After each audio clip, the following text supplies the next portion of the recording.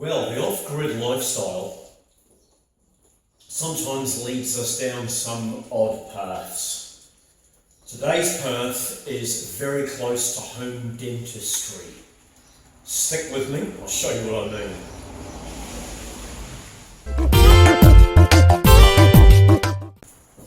Okay, so here I am inside the tiny house that I've been building.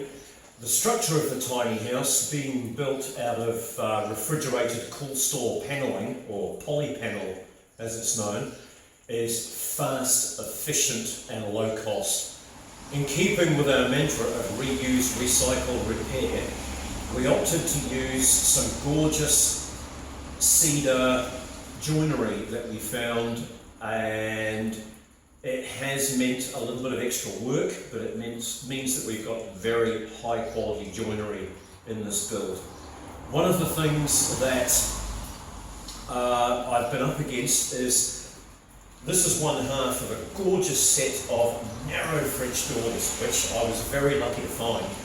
But it turns out that they came from a beach house. And this house has had decades of salt spray lashing its front walls, and that means that the hinges and the screws that secure these doors were absolutely locked solid into the woodwork, and because the hinges were virtually seized, they had to come off, they had to be replaced. But virtually every screw that secures them, which is 8 screws per hinge, broke off inside the either in the timber frame or in the door itself. Today I'm going to show you how to remove broken screws when the screw is below the surface of the wood and there's no way to get to it. It's a little bit like home dentistry. The tools I'm going to be using for today's job are all laid out here on the bench. First of all, you're going to need good light. So here's a nice LED rechargeable light that I use for peering down the holes. We're going to go down the side of each of the screws in 2 or 3 positions with a small drill bit to provide clearance in which to work. Once I've created some clearance around each screw and blown out the holes with a bit of compressed air, I'll be getting in with a selection of these tools, which is a little bit like home dentistry. I'm going to be digging and prodding and coaxing these screws till they will move, and then I'm going to be jumping in with pairs of long nose pliers to extract them like a broken tooth.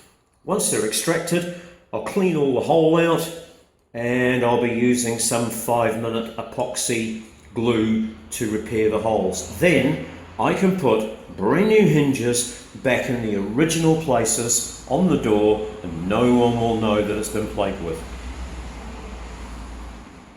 I did find that on one of the original hinges somebody had already broken screws, and they drilled all these extra holes in the hinge to put new screws in to secure it, which as soon as you open the door just hits you straight in the face. So I'm going to be using high quality stainless steel hinges because it's outside in the weather.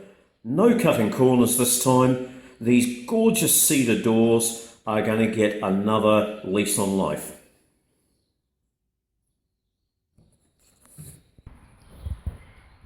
So here we are investigating the holes with the removed hinges. I was very lucky. This top hinge, each screw came out. So I'm able to just fit my new hinge to this one. But further down, the story wasn't quite so good. Now I guess that salt water, as it runs further down the door frame, will concentrate towards the bottom, and that's why the bottom hinges on this door have taken such a hammering. They were virtually seized and really hard to get the door to open. Down each of these holes, I'm not sure if you'll see a broken screw, but I'm going to have to work my way around each of those And like I say, it's going to be like extracting a broken tooth. Now here's a little side thing. Because I'm so very, very old, I remember Black & Decker Workmates. The Black & Decker Workmate was made by Black & Decker before they...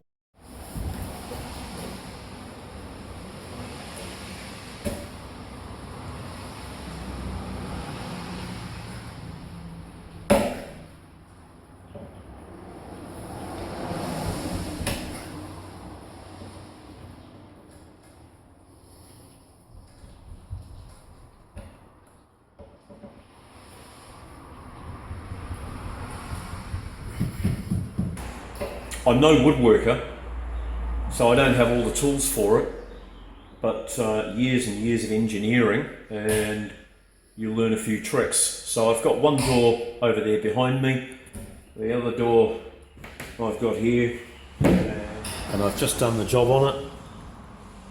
You can see here, there's the holes that I'm left to fill with the epoxy, and here's all the screws that I've pulled out.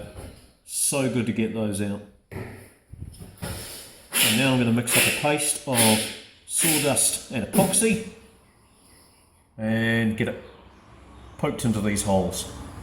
So there you go. Another job finished without spending any money. That's the way I like to do it.